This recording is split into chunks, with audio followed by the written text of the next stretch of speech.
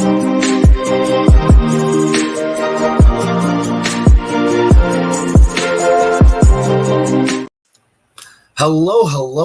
and welcome to another episode of TacoBytes, your Daily Bite of Degen, episode number 243.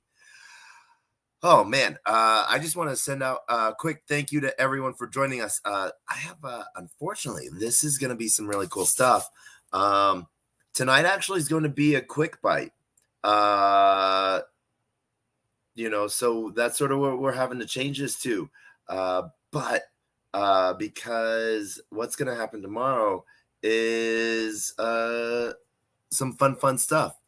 Hello and welcome. So one of the things that we have going out today, we're going to be doing, we got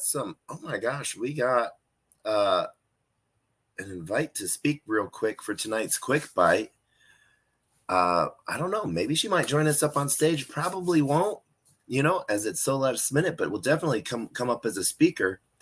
And I'm going to wait because I have patience.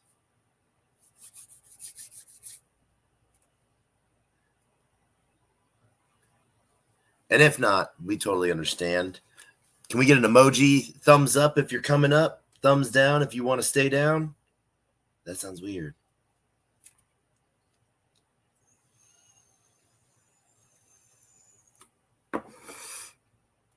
All right, well, how are we not already following the amazing Jess? We got to change that.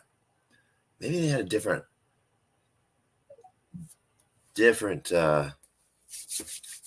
piece at one time, so who knows?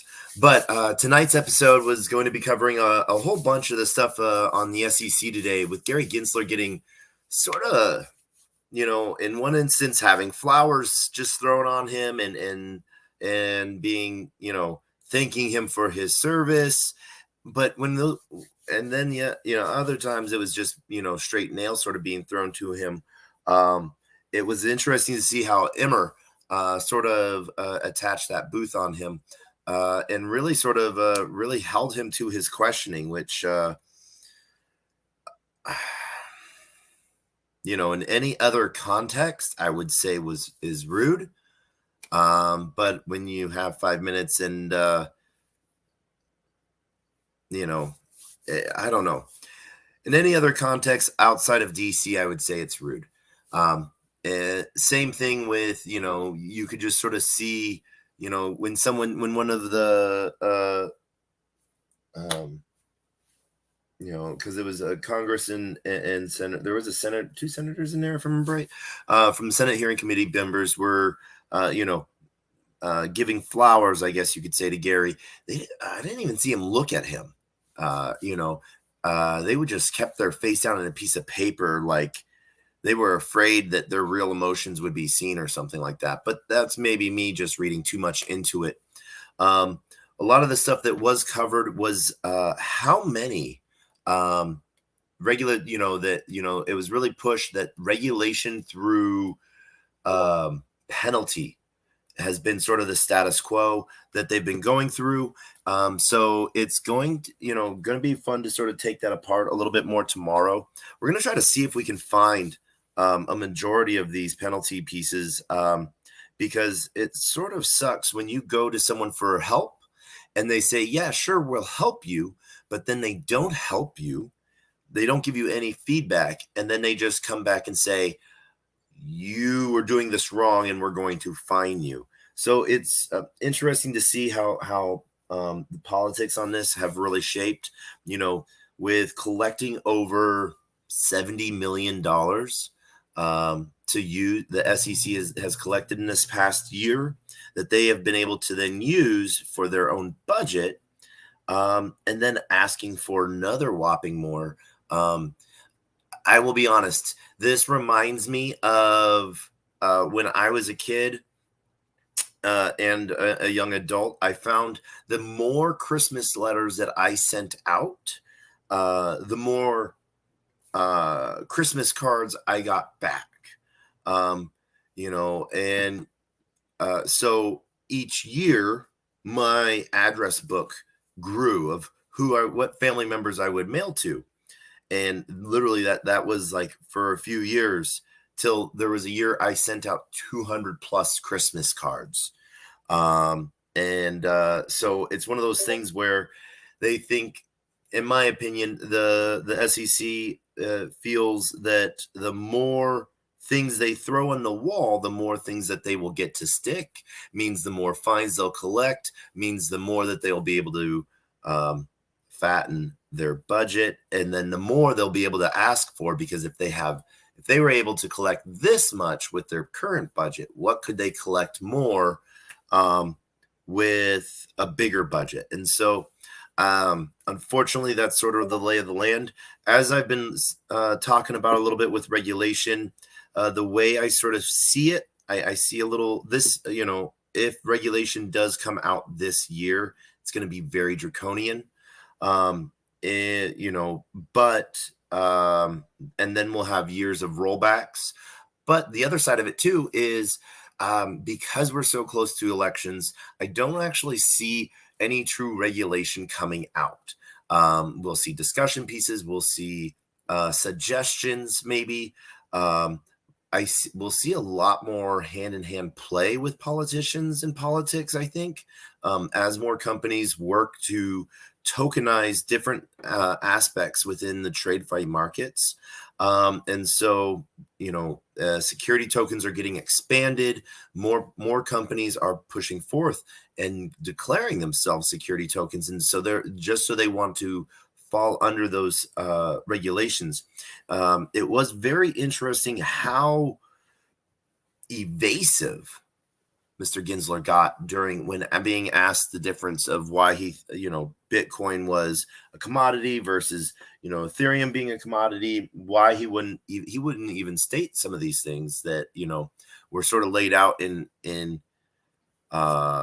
fashion of way he went. So it will be really interesting to see what the follow-up commentary is from people a lot smarter than me come out over the next couple days. But we are actually going to be going over the entire video tomorrow. We might actually be getting a real funny guest coming up in the next couple days. I actually don't think I'm going to announce it beforehand, because I'm gonna just sort of want some interesting pieces of having that having them up on stage, but they might have a twist of lime in their name. So that's going to be really fun to see and see how they're doing.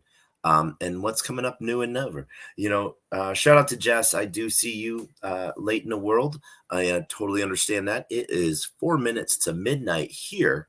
Don't know if you were able to make it out to NFT NYC. I unfortunately was not able to make it to the Blue DAO events. I heard that they were amazing, and Blue DAO always does a really amazing job pulling together. When we say event, we think party, but they do a really good job of engineering it, I think, is the best way, so that there's a good networking spot. There's good conversation. There's good info, and then there's really good just sort of mingling afterwards.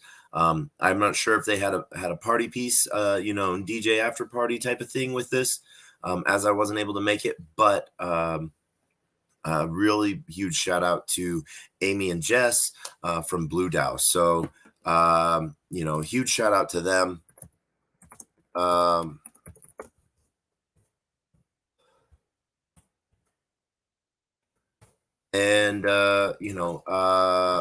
just, really interested to see what comes on over the next couple days.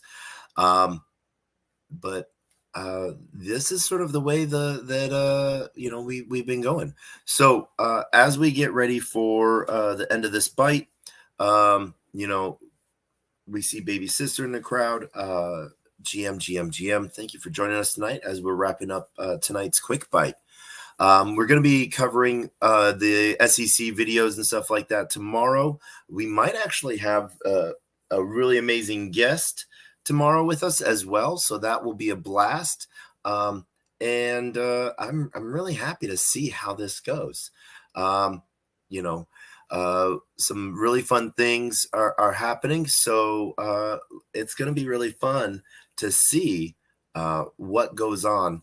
Um, in these next 2 days of the conversations that are forming, people's posts. So please, one, always be careful what you're reading. There, one of the things that comments that I read, I really wanted to respond to it, but I didn't. Someone basically said that crypto is anti-American because uh, scammers demand Bitcoin as payment. Um, I then, you know, wanted to does that make the American dollar anti-American because all terrorists are paid in U.S. dollars? I don't know. But it was one of those things where trolls are trolls, and I don't want to engage in those things. You cannot demonize a currency based off of who uses it, unless that's the only person that uses it. If it, broad strokes wreck folks, and I'm just really excited to see how these conversations come out. On top of that, some amazing stuff is happening with Clopper. We're going to be setting up some really cool AMAs. I am super happy with the partnerships that we've made here at NFT NYC. NFT NYC has been amazing. For those of you who have not come, who don't know, wow. Talk about real life energy. Just sort of re-pumping and vitalizing. It has been one of the amazing, funnest things to do. Hosting, Clopper got to help co-host an amazing event with J Chains, Web3 Breakfast, and even we had Champagne Wives Club, we had Final Frontier, we had Meta Rides, we had Poor Pleb, and the Nemots, and I think there was another one. I forget what, but originally it was supposed to be pizza and beers. Then it turned into champagne on a rooftop and pizza. Taco was there for all about the pizza. Clopper was there in house. We had an amazing morning space, out there in the sun, literally blasting a speaker. I don't know how well it could have been heard from the street, but, blasting the entire Twitter space out into the New York, which was sort of fun. Having that time with people IRL. Machiavelli was there, no signal. I was just really happy with who I got to meet and be around some amazing people. Huge shout out to Turbo Made It as well. And so, I just want to sort of end on that. And the disappointment of the week. Let's see here. The disappointments of the week was didn't get to meet Frank D. God, so that we're going to chalk that up to another event. That'll happen. Did not get to meet K Money. I have been wanting to meet K Money for a minute, and then at the same time, oh my gosh, why am I drawing a blank now? Last night I forgot Frank, but I remember the other two people. Tonight I remember the Frank, and the other person, but I forgot. I don't know. Hunting people down, trying to meet them. That you'll continuously have a chance to find them. So that's Farouk. That's who it was. Farouk want to really meet Farouk and give him a hug and stuff like that. And Farouk did this really amazing thing last year that I just started want to give him a hug. That is that. And as we finish up the rest, we are getting ready to go to consensus. We're gonna be leaving Saturday for Austin, Texas. So we will be coming to you from the road for a while. So that'll be a blast, as it always is. And then we will be out and about. So consensus, we're looking forward to a lot of things.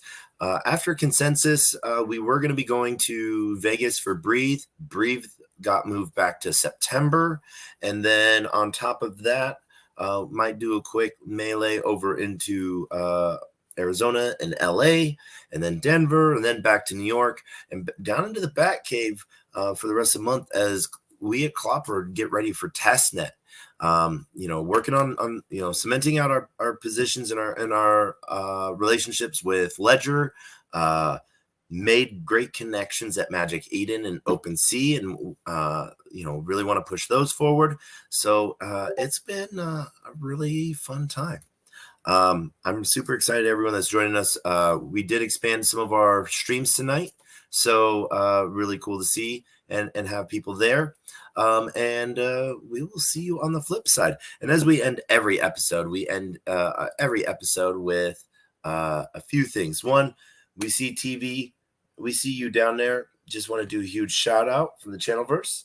Hope you are well. One of the things that we were going to talk about tonight is Zen. Zen is going a little crazy. And as I always like to remind people, take profits after that. It's mad money, and be safe. And then you can be a little bit more wild, with it. But I still recommend a little bit of safety sometimes. And so as we end every episode with our words of wisdom and the best joke on the face of the planet. Words of wisdom are: a closed mouth cannot be fed, and you cannot feed a closed mouth. Meaning, if no one knows you're looking for opportunity, no one knows you're looking for opportunity. And if you are not ready for opportunity when it comes to knocking, you are not ready for that opportunity. And so as we end with the best joke on the face of the planet, TV3, I thank you so much for joining us tonight. Tomorrow we'll be going all over the entire Gary Gensler piece from today, as well as one or possibly two special guests joining us. Thank you so much and have a wonderful night. Knock, knock. Who's